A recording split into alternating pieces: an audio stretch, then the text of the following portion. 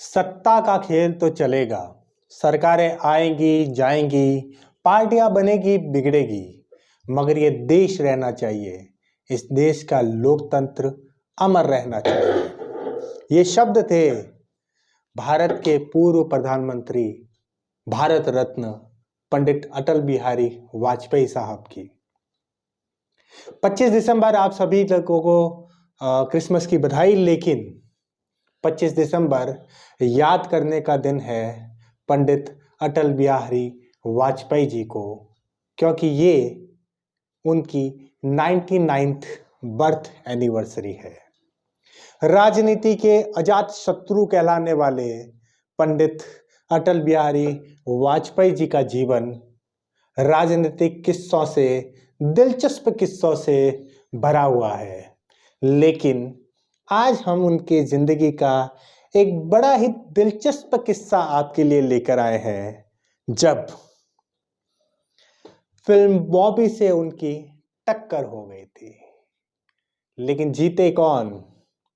उस समय उस जमाने की मशहूर फिल्म बॉबी भी वाजपेयी साहब के आगे नतमस्तक हो गई। वाजपेयी साहब, जिनका भाषण सुनने के लिए विपक्षी दल के नेता भी पेन और पेपर लेकर जाते थे नोट्स बनाने के लिए। करीब करीब 60 सालों तक राजनीति का सफर करने वाले राजनीति के अजात शत्रु, सबके प्रिय भारत रत्न अटल बिहारी वाजपेयी जी को नमन। उस मशहूर किस्से के बारे में हम बात करेंगे, लेकिन उससे पहले एक छोटा सा प्रयास करते हैं। वाजपेयी साहब के जीवन को चंद मिनटों में, चंद शब्दों में समेटने का प्रयास करते हैं। वैसे ये नामुमकिन है, लेकिन एक लॉजिशियन आंसू की तरफ से कोशिश। 25 दिसंबर 1924 को ग्वालियर में एक अध्यापक, ब्रिज और हिंदी भाषा के एक कवि कृष्ण बिहारी के घर पैदा हुए पंडित अटल बिहारी वाजपेयी। शुरुआती दौर में बीए की पढ़ाई की, एमए की पढ़ाई की राजनीतिक शास्त्र में आगरा के विक्टोरिया कॉलेज से। युवा वाजपेयी स्वतंत्रता आंदोलन में भी सक्रिय रहे। 1942 के भारत छोड़ो आंदोलन में अपनी सक्रिय भूमिका निभाई। एक कवि थे उस जमाने के, महात्मा रामचंद्र वीर। उनकी लिखी कविता विजय पताका पढ़ के, उनकी किताब, उनकी लेखनी पढ़ के बड़े प्रभावित हुए और राजनीति में सक्रिय भूमिका निभाने के लिए चल पड़े। पंडित दीनदयाल उपाध्याय, श्यामा प्रसाद मुखर्जी जैसे बड़े लीडरों का साथ मिला और राजनीति की अपनी यात्रा शुरू कर दी।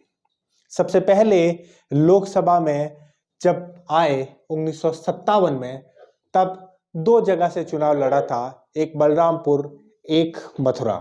मथुरा से चुनाव हार गए, लेकिन बलरामपुर से चुनाव जीत के लोकसभा के अंदर अपनी बेबाक जुबान और अपने प्रखर भाषणों को लेकर लोकसभा में तहलका मचा दिया। राजनीतिक यात्रा की बात करते हैं तो वो भारतीय जनसंघ के संस्थापक सदस्य रहे। 1951 में जब भारतीय जनसंघ की स्थापना हुई तो उनके प्रमुख संस्थापक सदस्यों में से वो एक थे। जनसंघ के अध्यक्ष भी रहे 1968 से 73 तक। जनसंघ का विघटन हुआ, जनता पार्टी बनी। उस वक्त भी प्रमुख नेताओं में 77 में मोरारजी के साथ जेपी आंदोलन के बाद में, तो उनके भी प्रमुख नेताओं में शामिल थे। 1980 में जब भारतीय जनता पार्टी बनी तो उसके भी संस्थापक सदस्य थे। 1980 से लेकर 1986 तक लगातार 6 सालों तक भारतीय जनता पार्टी के राष्ट्रीय अध्यक्ष भी रहे। लोकसभा की बात करें तो करीब 10 बार वो लोकसभा का चुनाव जीत के लोकसभा में पहुंचे। उसके अलावा 2 बार वो राज्यसभा के सांसद बन के भी संसद में अपनी भूमिका निभाई।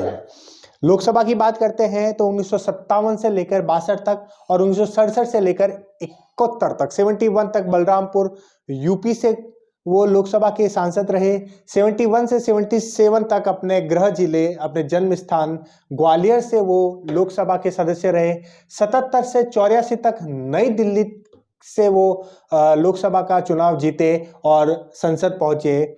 84 में उनकी मशहूर हार हुई थी ग्वालियर से माधवराव सिंधिया से, जब राजीव गांधी का दौर था और राजीव गांधी प्रखर बहुमत के साथ सरकार बनाई थी और उस वक्त बीजेपी, भारतीय जनता पार्टी के सिर्फ 2 ही सांसद चुन के आए थे। उसमें वाजपेयी साहब की मशहूर हार भी हुई थी माधवराव सिंधिया से। उसके बाद अपने जन्म स्थान ग्वालियर का कभी रुख नहीं किया। 91 से लेकर 2009 तक लगातार लखनऊ लोकसभा क्षेत्र से लोकसभा में मौजूद रहे।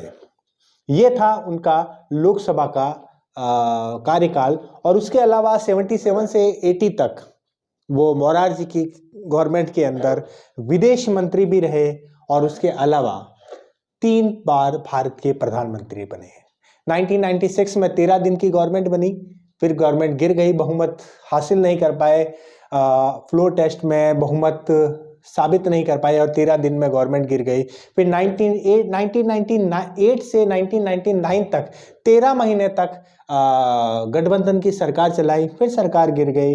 फिर 1999 से 2004 तक लगातार 5 साल की एक पूरी गवर्नमेंट प्रधानमंत्री के रूप में उनका एक कार्यकाल रहा। प्रधानमंत्री के रूप में और विदेश मंत्री के रूप में भी बहुत सारे उनके ऐसे किस्से रहे। जैसे 77 से 80 में जब वो विदेश मंत्री थे तो उन्होंने यूएनओ में जाके हिंदी में भाषण दिया, जो बड़ा मशहूर हुआ। लेकिन आज बात करते हैं उस किस्से की जब उनकी टक्कर हुई मशहूर फिल्म बॉबी से। 75 का दौर था, आपातकाल लगा, सारे विपक्षी नेताओं को जेल में डाल दिया गया। लेकिन 2 साल बाद आपातकाल हट गया, इंदिरा गांधी ने चुनाव की घोषणा की और सारे नेताओं को रिहा कर दिया गया। अटल बिहारी वाजपेयी भी रिहा हुए और रिहा होते ही उन्होंने दिल्ली के रामलीला मैदान में शाम के समय एक सभा आयोजित की। उसी मैदान पर दोपहर में इंदिरा गांधी ने भी सभा आयोजित की। दोनों ही की सभाओं में बड़ी भीड़ थी, लेकिन इंदिरा गांधी ने एक चाल चली। उस जमाने में ऋषि कपूर की पहली फिल्म बॉबी बड़ी ही हिट हुई थी, ब्लॉकबस्टर थी। उन्होंने दूरदर्शन को कहा कि शाम को 6 बजे दूरदर्शन पे बॉबी चला दो, लोग फिल्म देखेंगे तो वाजपेयी की सभा में कोई नहीं आएगा। इंदिरा गांधी ने मंच पे खड़े होकर दोपहर में अपनी सभा में ये भी कहा कि आप मेरी बात सुनने आए, धन्यवाद, अब घर जाइए, दूरदर्शन पे बॉबी आने वाली है, वो जाके जरूर देखिएगा।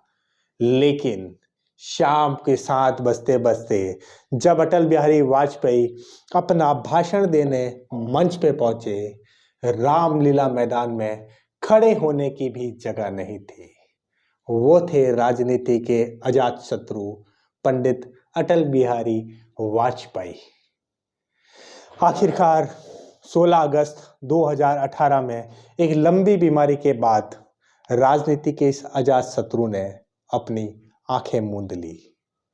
वाजपेयी अपने जीवन में इतने लंबे राजनीतिक कैरियर में सबसे सौहार्दपूर्ण रिश्तों के लिए जाने जाते हैं, सबके साथ सहजता के लिए जाने जाते हैं और अपने प्रखर वक्ता, प्रखर भाषणों के लिए भी जाने जाते हैं।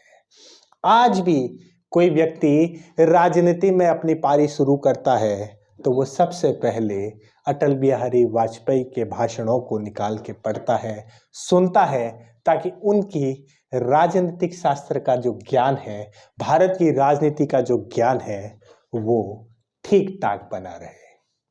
लॉजिशियन आशु भारत रत्न, पद्म विभूषण 1991 में पद्म विभूषण मिला और 2015 में भारत रत्न द्वारा उनको सम्मानित किया गया। तो भारत रत्न अटल बिहारी वाजपेयी जी को प्रणाम करता है और भारतीय राजनीति की तरफ से उन्हें धन्यवाद देता है कि उन्होंने राजनीति में रहकर करीब करीब 60 सालों तक भारत की सेवा की।